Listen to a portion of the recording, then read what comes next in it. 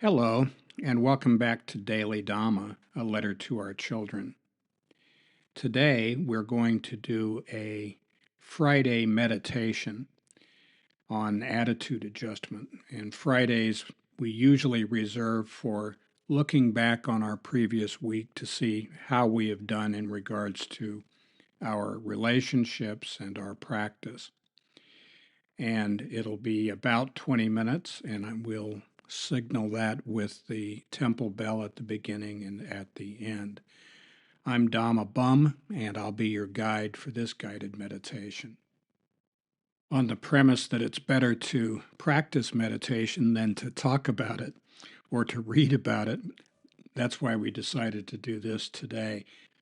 But there are more detailed instructions about the place and the time and the whether you're going to sit in a chair or sit on a meditation mat and stuff like that available on the YouTube channel and also in the book, and we'd encourage you to do that.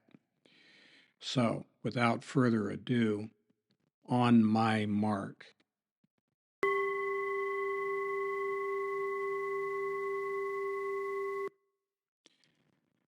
Find yourself in a quiet spot, spine straight, shoulders back. Let your chin drift lower towards your chest, hands resting in your lap or on your thighs or on your knees. Close your eyes and mouth. Imagine a ball of white light an inch or two, 3 to 5 centimeters, beneath your nostrils. Inhale through your nose and watch it go down past your heart to your stomach and back out the same way. Breathe in through your nose. Watch it go down past your heart to your stomach and back out the same way. Take smooth, natural breaths, focusing on the light. Don't worry about how fast or slow, how deep or shallow your breathing is. Just take smooth, natural breaths in through your nose. Watch it go down past your heart to your stomach and back out the same way. When outside thoughts intrude, gently brush them aside, thinking, "No, that's not my business. I'm focused on my breath as it goes in through my nose, down past my heart to my stomach, and back out the same way." Continue to focus on the light and on my voice in the Dhamma talk. Fridays, we look at our previous week and we think about making amends, repairing relationships, perhaps restoring our practice. Meditation has 2 stages. Some people think these are different, but they are not. It's all one piece. And the first half is samatha, or serenity. This is what we are doing now. As we focus on our breath, we calm down and we get into the flow. Once we are in a tranquil state, we will turn to panya, or wisdom. Some people say vipassana, and we will examine our thoughts. And on Fridays, we start with the Dhammapada, verses 3 through 6. 3. He abused me, attacked me, defeated me, robbed me. For someone hostile like this, hatred does not end. 4. He abused me, attacked me, defeated me, robbed me. For someone not hostile like this, hatred ends. 5. For hatred never ends through hatred. By non-hate alone does it end. This is an ancient truth. 6. Many do not realize we here must die.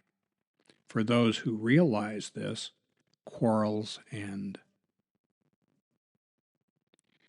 So the Dhammapada teaches us that the thoughts we hold in our mind lead directly to our moods, delusions, obsessions.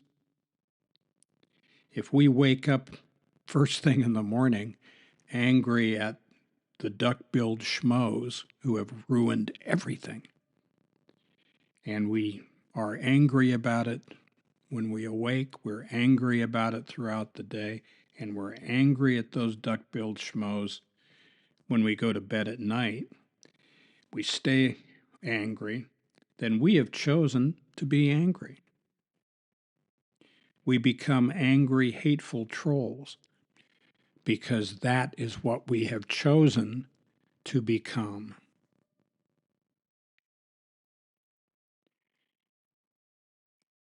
We meditate to help us calm our mind and tame our heart.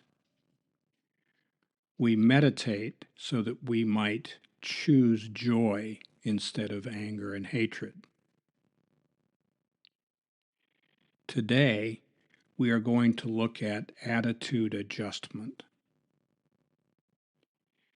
We meditate to let things go. If we let go a little, we get a little serenity.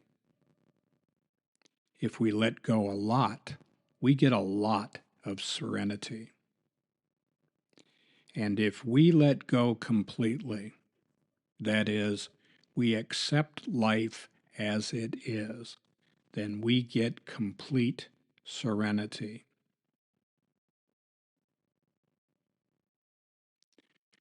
Need to have some words about the human condition. Our human experience consists of 5 khandhas, which means aggregates or heaps. These are facets of our existence, and the 5 khandhas are our body, our feelings, memories and perceptions, thoughts, and consciousness. The 5 khandhas are impermanent, unsatisfactory, and not the self. We are taught that they are like a lump of white-hot lead. We cannot touch it on the top. We cannot touch it on the sides or the bottom. We cannot touch it anywhere without burning ourselves very badly. So we leave them alone. I want you to join me in a thought experiment. In your mind's eye, imagine yourself rising above yourself and look down on your head, your skull, as you are meditating. And on the right, you will see your monkey mind. And the moods are changing, the colors are changing from red to black to blue to pink to white, never still, always busy, never going anywhere. And on the left are your thoughts, and your thoughts are like self-licking ice cream cones. They are just very busy giving themselves a job, making themselves important, sucking up to the changing moods of your mind. And these too are impermanent, unsatisfactory, and not the self. look at them, see them for what they are, and let them go. As meditators, we have 3 duties. First, mindfulness. In this group, we focus on the light as it goes in through our nose, down past our heart to our stomach, and back out the same way. We also listen to the Dhamma talk. Don't have to worry about remembering anything. We can always go back and listen to it again. Their second duty is collectedness, or you might say concentration.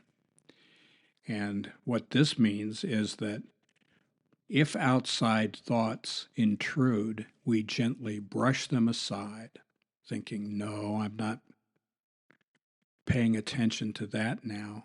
I'm focused on my breath as it goes in through my nose, down past my heart to my stomach, and back out the same way. And our third duty is contentment. We have a responsibility to be content now. We are either content now or we are not content. We're not content on Thursday or tomorrow or the next week or in the next room. We are either content now or we are not content. If we can focus on our light and be contented for a few seconds, then we can also be contented for a few minutes. You take these mindful moments and stitch them together throughout the day, and shazam, you look at the clock and you go, wow, I have not had an angry, resentful, fearful thought for 3 hours. How did that happen? How indeed. And that's what we are looking for in our meditation. We want to swap restless, irritable, and discontent for calm, collected, and contented. And we can do that. Now, as we move into Panya, or wisdom, we're going to look at our behavior in the previous week. But don't look at it if you get attached. Look at it as if from a distant shore. If you get irritated or excited or depressed or otherwise emotional about it, gently sweep it aside and go back to tracking your breaths. Here are 4 questions you might ask yourself about our previous week. When I'm looking at the conflicts that I've had in the past week, am I minimizing my part and exaggerating theirs? Maybe. 2, have I set myself up as a victim? Did I have a sense of entitlement or expectations that were disappointed? 3, was I expecting people to be what they are not? And finally, was I expecting perfection in this life? What do we know? We know that expectations are resentments under construction. We know that other people's behavior is none of our business. Let's reflect on that. Adjusting our attitude is how we can stay copacetic. And I'll look at 3 points: 2 dogs, angle of approach, and shrines. Within each of us, we have 2 dogs. We have a big, fluffy, happy puppy, and he's so happy to see us. And, oh, who's the good boy? Who's the good boy? And he brings us a ball, and we play with him, and he loves us no matter what we've been doing. And outside in the backyard, chained to a big steel stake driven into the hard ground at the back of the yard, is a snarling junkyard dog. And he's growling, and he'll tear the flesh off anyone silly enough to go back and mess with him. Now, if I find myself in conflict with people around myself, if I'm having a hard time all day, I'm feeding the wrong dog. Whichever dog I feed, that's the dog I'm going to get. And that's handy because I can change my attitude if I want. Attitude in aviation means angle of approach, and you've probably seen that in the cockpit dials. There's a thing that says attitude. And the thing is, we get so used to seeing the world in set ways from a fixed perspective that we become spiritually catatonic, paralyzed by our past experiences, and inflexible. And so, what we need to do is to take a new angle of approach and look at things from a new point of view. And if we do so, it will change what we see. Unfortunately, not only do I refuse to accept life on life's terms, I do the opposite.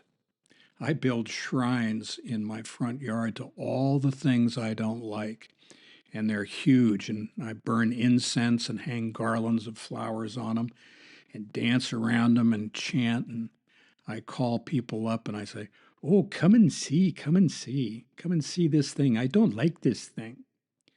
And sometime during all the ballyhoo, I'll hear myself saying, "I wonder why it doesn't go away." For crying out loud, I've got it on speed dial. I've made a fetish of it. Eventually, I look at it and I go, "Oh, wow. These things come into my life because I call them." So, we must be vigilant about our attitude. From the Dhammapada 292, the toxins multiply for the insolent and the negligent, who reject what they should do and do instead what they should not. 293. But the toxins come to an end for those who are mindful and alert, who are constantly well engaged with mindfulness of the body, who don't resort to what they should not do, but persist in doing what they should. We have found the best guard against this kind of toxic attitude is to always be mindful of the divine spark in others.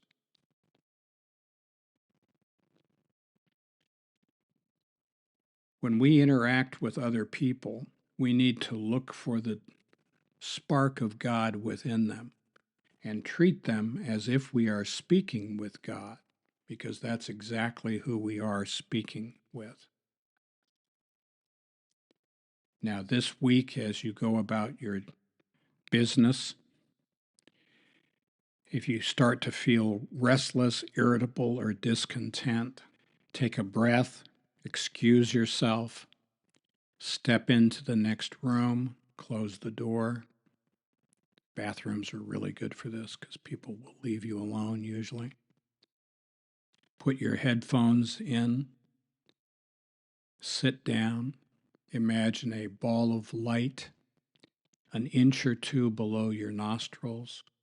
Breathe in through your nose. Watch it go down past your heart to your stomach and back out the same way. Namaste.